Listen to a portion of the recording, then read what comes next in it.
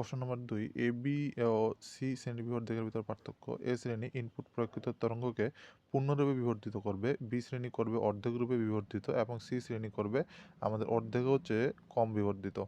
এবং লোড লাইনের ঠিক মাঝে কিউ পয়েন্ট অবস্থান করবে এ শ্রেণীতে, বি শ্রেণীতে করবে লোড লাইনের শেষ প্রান্তে কিউ পয়েন্ট অবস্থান এবং লোড লাইনের প্রান্তের বাইরে কিউ পয়েন্ট অবস্থান করবে আমাদের সি শ্রেণীর বিবর্ধকে।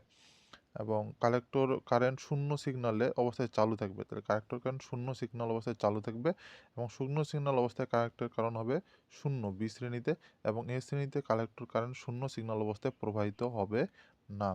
এবং এ শ্রেণীতে কালেক্টর দক্ষতা হবে সর্বোচ্চ 50% এবং বি শ্রেণীতে কালেক্টর দক্ষতা হবে সর্বোচ্চ 78.5% এবং সি শ্রেণীতে কালেক্টর দক্ষতা হবে সর্বোচ্চ 100%।